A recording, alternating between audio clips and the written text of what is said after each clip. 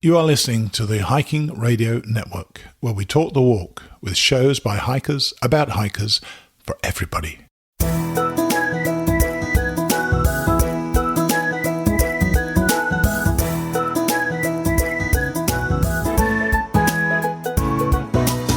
Mighty Blue on the Appalachian Trail, the ultimate midlife crisis. Join Steve and his guests every week as he staggers from Georgia to Maine.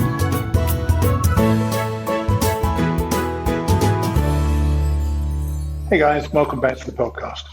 You're listening to Mighty Blue on the Appalachian Trail, the ultimate midlife crisis. And I'm your host, Steve Adams, or Mighty Blue, and I'm indeed on the Appalachian Trail. As you know, I've been falling with alarming rapidity recently, and I must say it has undermined my confidence. This past few days, I've been trying to regain that confidence to make sure that I don't become a danger to myself when we hit the really difficult areas in New Hampshire and Maine. I must admit, I did have a morning contemplating calling it quits because all of my falls have kind of ended relatively well in that I haven't died, but we're all only one fall away from a tricky ending. And I've been trying to evaluate what that means to me. In the end, I decided to carry on because completing this trail means so much to me right now that I'm prepared to take a few risks in order to achieve that goal. I'm not entirely sure if this is the smartest move I can make, but right now I feel happy with that conclusion. Things may change going forward, but I just don't know. Before we get on to what's happened this week, let's hear from our sponsor, Polar Steps.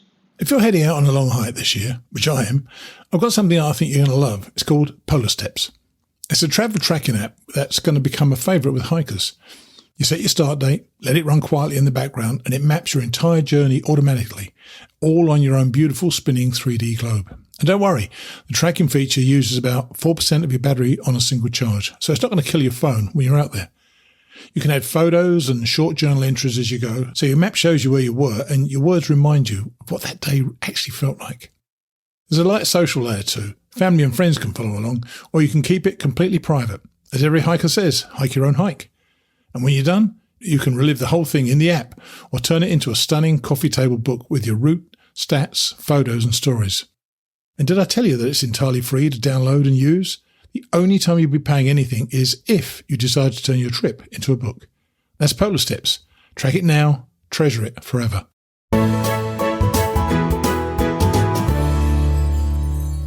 Day 105, a Sunday, which was last Sunday, and a zero day. And those of you who are following along know that I tend to do a calculation at the end of each week to see if I've had a credit or a debit on my target of 80 miles in a week.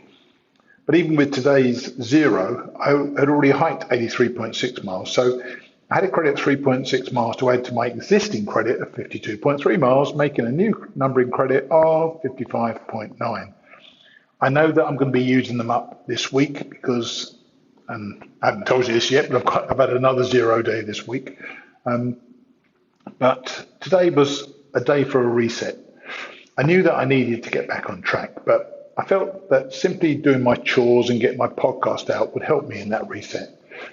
I think had I gone back to the trail that day, in the mood that I'd been the previous day, I would have been constantly anticipating fall and probably would have fallen. So I set about my chores with the luxury of having hours to perform them. And unfortunately for me, when I've got hours to do my podcast, I take hours to do my podcast. If I've got a short period of time, I can do it in a short period of time. I don't know what it is with me. I'm not very good at that sort of thing. One of the downsides of camping behind the community centre was that, as I found out the previous day, they closed the community centre at 5 p.m. and didn't reopen until 7 a.m. the following morning. That meant that should you require the use of the facilities, you're fresh out of luck. There was a small woods behind the field, so we could always use those facilities, but But there was also a McDonald's about a quarter of a mile away, and that stayed open until about 10 p.m. and reopened at 6 in the morning. So that was the first business of the day, so to speak. At 6:15, I was in McDonald's, chomping away at my breakfast and writing the notes for the last podcast, having availed myself of their luxurious flushing toilet. For some reason, I got particularly distracted while writing the notes and found myself being diverted down several YouTube and Facebook rabbit holes. Nonetheless, I eventually got everything ready to record in about 3 hours, and headed back to my tent to find a place to do the recordings. But before I could do that, I needed to get my laundry done. So I went into the community centre and asked the lady at the desk if she knew the timetable of the bus that would take me back into Great Barrington, because the community centre we were at was just outside the town and right on the fringes of the town, and it was about a mile and a half, 2 mile walk. And you know me, I don't like wasting my steps.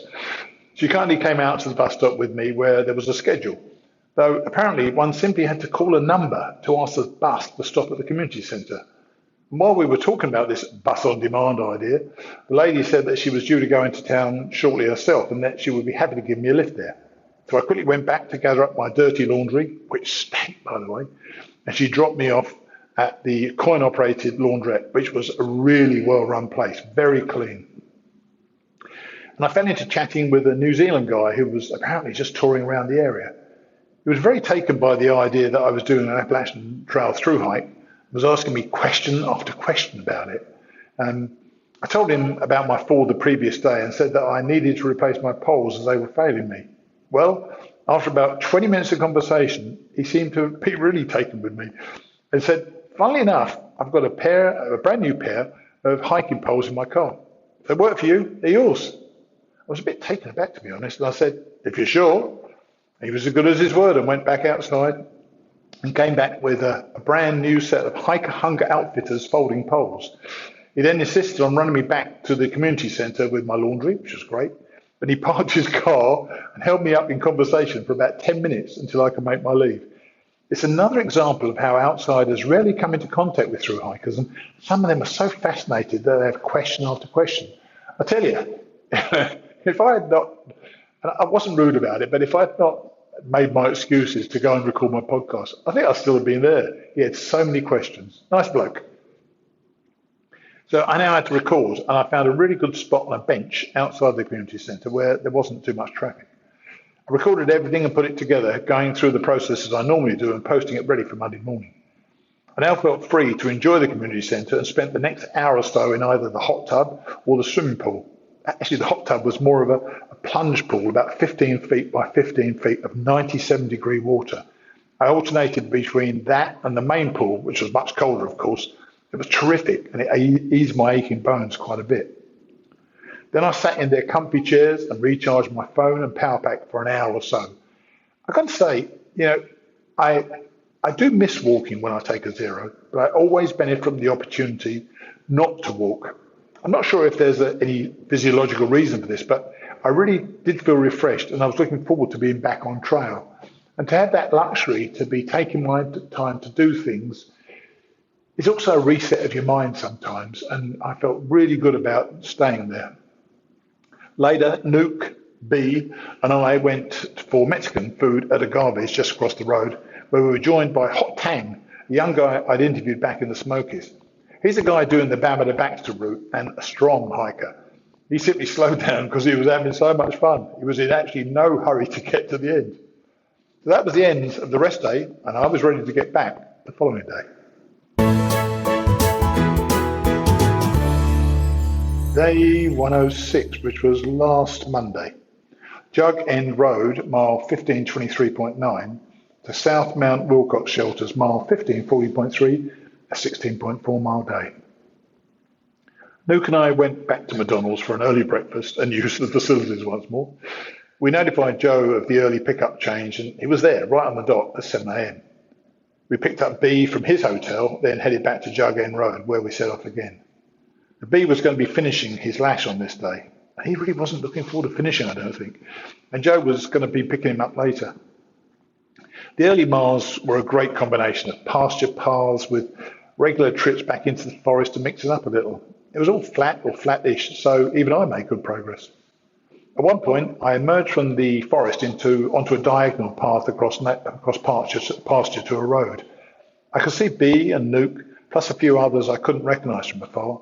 Then I saw Zoo, the young woman I'd interviewed a while back. She was a listener to the podcast, as was her mother. And she told me then that her mother was a big fan of the show and that she was happy for Zoo to be out there because of what she'd learned from the show. It was quite a coincidence, but her folks were dropping her off just as I was heading across that field. And Anne, Her mother was quite excited to meet me. We took a picture to mark the moment. And later, I actually regretted not interviewing Anne because she had a good message to share with concerned parents. So much so that I regretted it that I reached out to her and asked if I could interview her over the phone. She said yes, so I'll play it after this.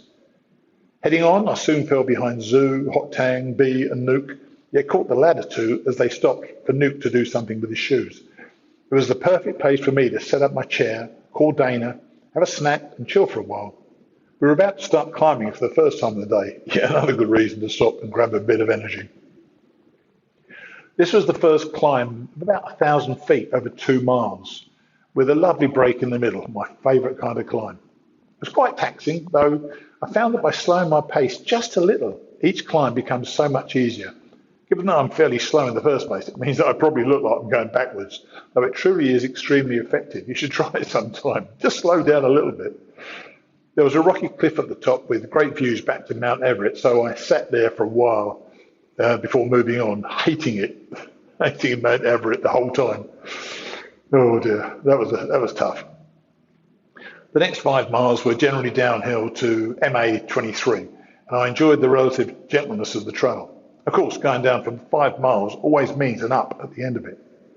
At MAS 23, B was being picked up by Joe, leaving us with an old guy handing out cold drinks. I left Nuke behind, wanting to get the climb over with as soon as possible before the South Mount Wilcox shelters. The sweat was running freely by now, but I made it without incident.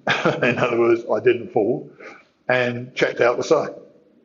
There were a couple of decent tent sites before the 2 shelters, so I set up quickly before heading down to the shelters.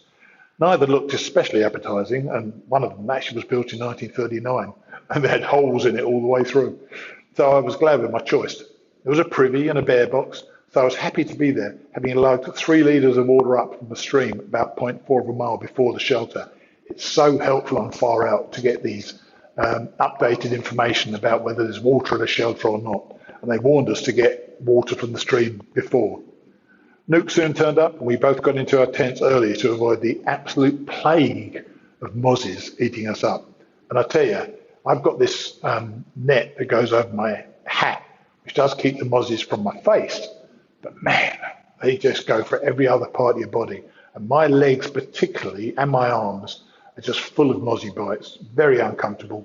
And I tend to scratch them way too much, more than I should do.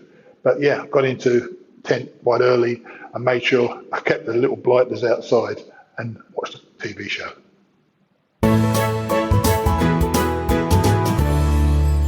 Hello, Anne. How are you? I'm well, thank you, Mighty Blue. Now, we're on the phone now, which is unusual for me for interviews, but I know that we met the other day, and I thought I'd missed the chance to have a conversation with you. Now, for those who don't know, tell people who you are. I am the mother of Zoo, who Mighty Blue interviewed, I don't know, a couple weeks ago. That's right. And her real name is Ellie. You know what? I didn't know that. I didn't know she was Ellie. I just knew she was Zoo. Nobody knows anybody's names. And it's an amazing coincidence that we met each other the other day, isn't it? Because you were just dropping Zoo off or Ellie off back to the trail, and I happened to be walking across the field, and I suddenly heard this commotion, and you seemed quite pleased to see me. So I was. Tell us why. Well, because you opened the door to me regarding learning about the actual life on the trail. Of course, I knew about the trail. I knew Ellie was very interested for a very long time to do this. And my brother was probably more on board than I was, but he's not her father. Right. But I was thrilled at the concept. This is probably what many parents would love for their children to do. It's such a great experience. Sure. So I realized, because I think we forget our children grow up into responsible humans sometimes, when she started talking to me about it, I thought, oh goodness, I need to prepare. I need to get ready. I need to make sure we have all the right equipment. And I started texting her and talking to other people. And as I began to realize, she had already checked off almost every single thing I mentioned to her. Yeah, So that she was comes good. across. She does come across as a very sensible young lady, I must say. Yes, she is. She is my old soul and has always been prepared for things, probably more than me. But But yeah, then I go ahead. no, I'll say you had reservations, obviously, though, which any I, mother, I'm sure any mother right. would. So what did you I do? Well, that's when I decided it was more about me getting okay with the trail than her, because she clearly was going to do it and she clearly was going to prepare. I needed to do the same. Yeah. So we were talking with my brother, one of my brothers, Bill, and he is the one who told us about Mighty Blue. Oh, And you yeah. and sent us both the link to your podcast. Well, I began to religiously listen to you every day. It was like you were my friend. I knew you. We are friends now. We are Yes, friends we now. are. Yes, Yeah, we we've are. met. And it was so reassuring. Every story, every interview was just so helpful for me to learn what an amazing community it is on the trail. And I just continued to feel better and better by your comparisons and interviews. And it was so, so helpful. Do you know, I wouldn't want to underplay the there's dangers everywhere in life, obviously. Right. And Right. out on the trail, there are certainly dangers for all of us, male and female. But obviously women have to look at things slightly different. But the reason I wanted to speak to you was it struck me how important it was to you to get your mind right about Ellie, Right. and Right. that you said that you go to the show some credit for that. So what did you hear from people? Was it my guests or what was it? It was a little bit of both. I can't necessarily exactly attribute two statements, but one of my favorite statements was when either you or a guest spoke of the trail being actually one of the safest places. Ellie's been to cities. She's been to cities alone. She's traveled alone. She's done plenty of things that probably were more dangerous than the trail. Yes. And just hearing that made such a difference. I thought, she's a smart girl. Not that I doubted it, but I need to trust her and her decisions. And she really is in a safe place. But you're right. It was the male-female thing that was hard for me. Yeah, Just, of course. Yeah. And just worried about men. Funny enough, I noticed the those of us who were there yesterday. There was me, Nuke, B, which is Brian, and Right. also Hot Tang. So four guys and Ellie, and she was totally comfortable in our company, wasn't she? She wasn't concerned about anything, and it's that whole thing of I hope parents understand this, that a guy will always come to rescue, particularly of a woman, but also of another guy, if there's something bad happening, and we pulled together as a community, and I wanted people to know that. Now, you've just had her at home for a day or two. I don't know how long she was actually at home with you. Yeah. Do you notice any changes in her? You know, I was thinking about that. That's funny you asked, because when we were spending time with her, we actually drove over to see her in Pittsfield, Massachusetts. So we didn't unfortunately have her home, but it was just as great to have her in a hotel and get her to do her things that she needs to do on her 0 day. Yeah. I could not put my finger on a big difference, and I attributed it to the fact that we talk so often. We're very lucky that she can often reach me by cell. I can reach her, and she checks in with me every night to let me know where she is. But there was some sort of quiet knowledge about her, or quiet security, that I did pick up on, even though she's not ever been an insecure girl. To hear, just to feel, it was just a feel. That's nice. You know, it is. I can see all these people. I mean, this comes from an old guy, so you know, I could see I see all these people growing as they experience this trail, and how they relish in it. They just absolutely love it. Has it made you want to perhaps do some of the trail at some stage? Yes. Yeah. Oh, really? I don't know if it's realistic. You know, you don't know till you know, but. I did grow up hiking, but you know, that was a few years ago. And I definitely am motivated to do more hiking. My husband and I go hiking. It's great. We don't usually do long hikes, and we don't usually pop up to Baxter Park, but yeah, I would love to climb some of Katahdin, if not all of Katahdin, with her, kind of depending on her pace and everything that's going around. But yes, it's been very motivating to me. And I tell you, she'll have 2,200 miles on her legs. There's no possibility you'll be able to keep up with her. I think you're 100% right. I probably couldn't keep up with her before that. But yeah, and we've been really honest about that. Like maybe my brother and I will sort of meet her up there, meet her somewhere, just because you're right. I mean, she's 26 years old. She's strong. Yeah. She has just gotten so strong. I mean, Yeah. I can just see it. So you're right, and that's the things to consider is who can But be there. You've got to do your own speed. When you get out there hiking, you've True. got to hike your own hike, and that's so important. I love that.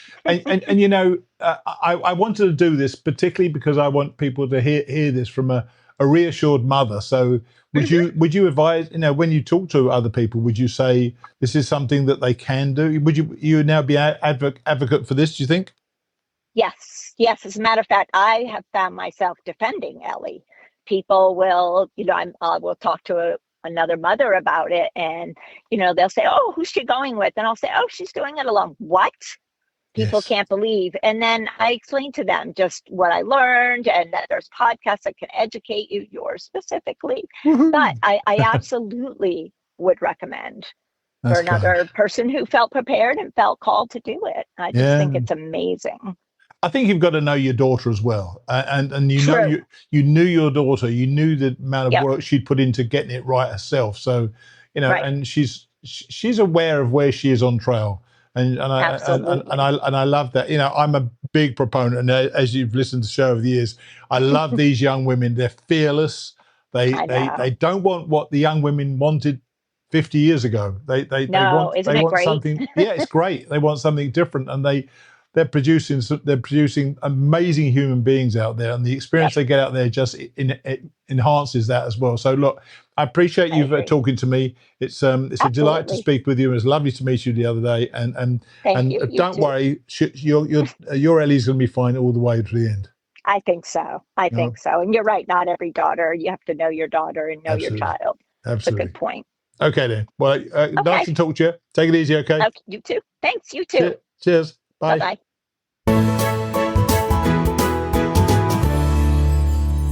Day 107, which was Tuesday. South Mount Wilcox Shelters, mile 1540.3 to Main Road, mile 1549.1, an 8.8 mile day. I had a pretty lousy night because my tent site turned out not to be as flat as I'd supposed. You know, I've been doing this now. I've done 5,500 miles on the AT, and I'm still crappy at finding a flat spot. It looked flat to me the previous night, but as soon as I lay down in my tent, I knew it wasn't right, and I knew I'd be moving about all night, and I did. So I didn't sleep terribly well. But of more pressing concern, though, was the impending storm that was going to come through later in the day. The forecast said that they were expecting up to 6 inches of rain from about 2 p.m. on this day until the following evening. And given my current habit of falling, I was pretty keen to avoid this, as you might imagine. After all, I'd been falling in relatively dry conditions. Quite how I'd cope with so much water had me a little concerned. And there was also flood warning going on. So I don't know what 6 inches of rain looks like. It sounds a heck of a lot to me, though. And later on, somebody told me that it really was a lot for this particular area. So I set out with no clear plan or indeed anywhere to go, but I knew that I wanted to finish quite early on this day and duck out of hiking the following day. To show you how habitual my falling has become, when I was writing this, I almost forgot to mention that I had fall number 13 early on this day, tumbling as I crossed a shallow stream and banging my right arm on a rock, thus restarting the bleeding on my previously healing arm. I cleaned it up pretty quickly, but I must admit it was kind of dismaying to fall again. The negativity resurfaced, and I had to force myself to shut myself up. So I kept thinking happy thoughts, and it kind of worked. With the rain expected to begin at 2 p.m, I soon set my sights on Main Road, which would give me two benefits. First, it would put me on the road into Lee, which seemed to be the best town to head for. And second, it would still give me a reasonable amount of mileage to keep up my average. I checked out my AWOL guide for potential places to stay and called the Pilgrims Inn. Unfortunately, they were full. The Quality Inn was available, but extremely expensive, probably because the Tanglewood Music Festival was on. I had to bite the bullet, however, so I booked a room with 2 queen beds, having told Nuke that I would let him know what I planned in case he wanted to sort of share a room. I texted him with my battery running out on my phone, and I didn't receive a response straight away. I'm not actually sure what was going wrong with my phone on this day, but I didn't appear to get too many responses to my texts. I think it was probably because I had my VPN on, Visual Protocol Network, I think it's called, Virtual Protocol Network. So actually, when I turned that off, some of my texts started coming through. So not sure what that's about. The hike was very easy on this day, and I thoroughly appreciated it. There was a small up near the end over with some lovely views at the top, but nothing we hadn't seen before. I got off at Main Road and set my chair up in the parking area at the trailhead. Joe, the shuttle driver who we'd used the day before, had given me a list of local shuttle drivers, and I contacted Heidi with my phone playing up and my battery dying rapidly. I managed to contact her, and she said she would come and pick me up. When she got there, I had 1% left on my phone. And you know, of course, I never had this problem before. You know, most people hiking this trail have never had this problem. But running out of juice on your phone is a surprisingly alarming thing to do. I would have had to hitch a lift, which I'm sure I could have done. I'm sure I could have got there, no problem at all. But it did make me reflective on how much we, or certainly how much I, depend upon technology. Heidi was so kind, and she didn't charge me when we got to the Quality Inn. She told me that she had already been in the region, so she was happy to pick me up. But that didn't sit well with me, and I knew that I would need a shuttle driver later in the day, so I gave her $20. She was over the moon about it. At the Quality Inn, when I checked in, they told me there was a guy waiting for me. It was Nuke. His response to my text simply hadn't got through to me. A bit of luck, I got 2 queen beds, so I certainly wouldn't be sharing a king bed with him. That evening, we headed into town in Heidi's car and bumped into some fellow thru hikers, one of whom was Cait. Back at the hotel, I interviewed her, and I'm going to play that now.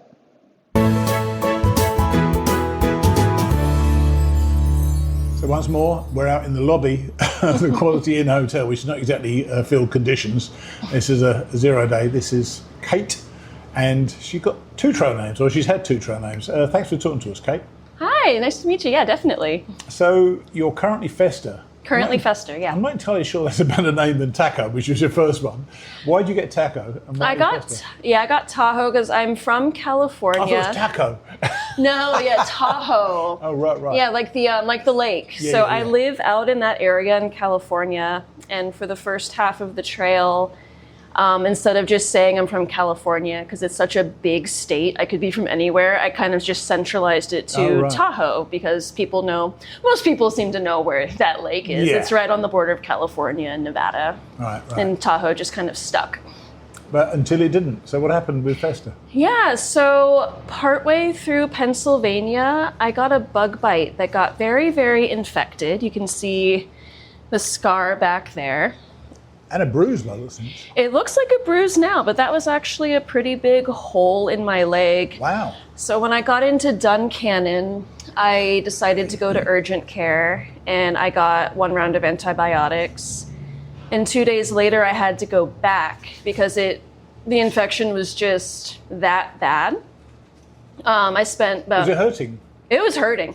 It felt like it was just about to burst. I actually have photos if you want to see them. Yeah, not everyone wants to see these, but yeah, it basically got so bad that I had to go back to urgent care, and they spent about an hour and a half just kind of manually forcing a lot of liquid out of my leg. Oh my gosh.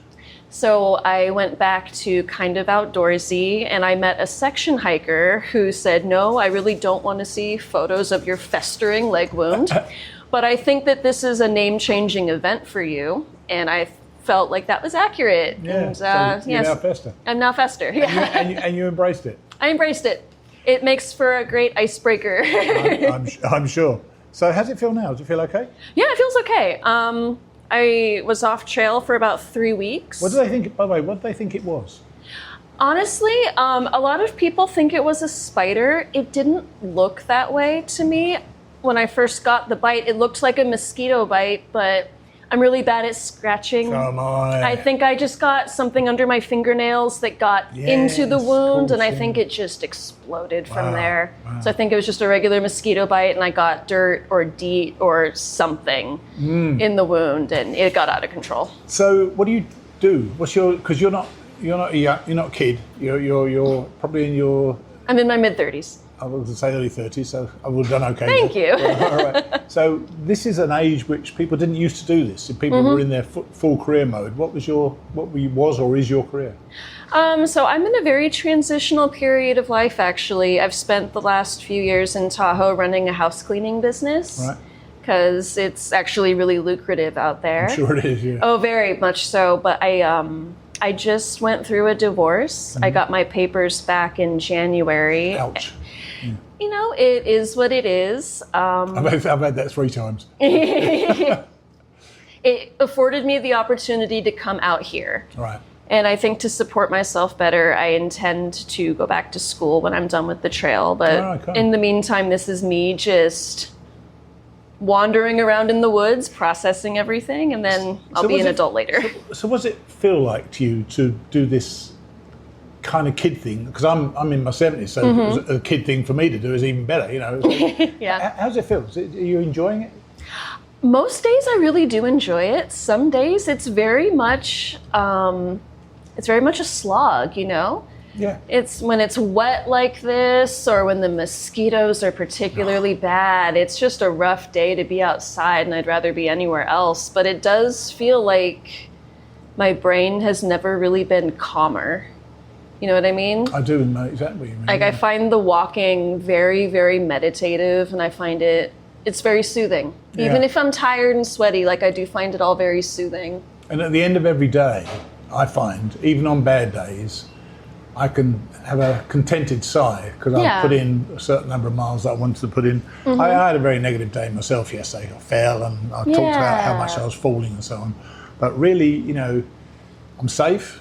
I'm still moving, and that feels good to me. Yeah. So, why this one? Why the AT and not, because you live out there, why not go to the PCT? I get this question all the time. So the PCT does involve kind of like a lotteried permit system. Yeah. They only give out so many NOBO permits a year. You don't necessarily have full control over your start date. And for a couple reasons I came out here, because I wanted the freedom to start on the first day of spring, as I wanted to associate my hike with new beginnings and renewal and starting again. Those are very big concepts for me, being immediately post-divorce. And I also wasn't familiar with this coast at all. Right. I've been telling people I've been to Brooklyn, New York, and I've been to the Atlanta airport, and nothing in between. So I figured, you know, if I'm processing what happened to me last year and I'm thinking over all these things, and I wanted to be somewhere completely different. I wanted to throw myself into a completely new set of circumstances and just go for it. And has this helped you? Yeah. Has it? It's funny because most people come to the trail thinking they're going to sort the world's problems out in their own problems, and they suddenly enter Maine and think they haven't worked anything out at all.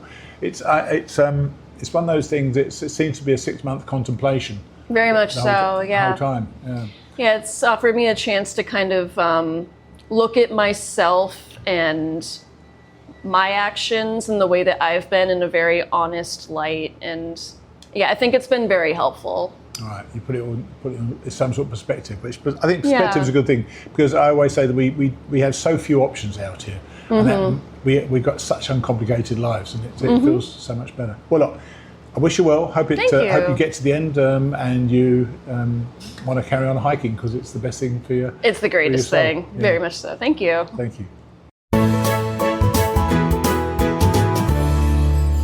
So I'm putting this podcast together on a 0 day. And I always, as I always do on a 0 day, I just can't wait to get back out there. I think that this augurs well for the future of my hike. The fact that I still want to get out there is important to me, so I'm taking that as a positive. I know I need to be more careful, and I know I need to watch my step far more closely than perhaps I've been, but please don't think that I've been cavalier in my approach. I just feel that my hiking has been almost too tentative in recent weeks, expecting to fall, and has resulted in the falls that I've taken. Thank you to all of you who have reached out to wish me well in this. It means the world to me that you think enough of me to keep me safe. I'll see you next time.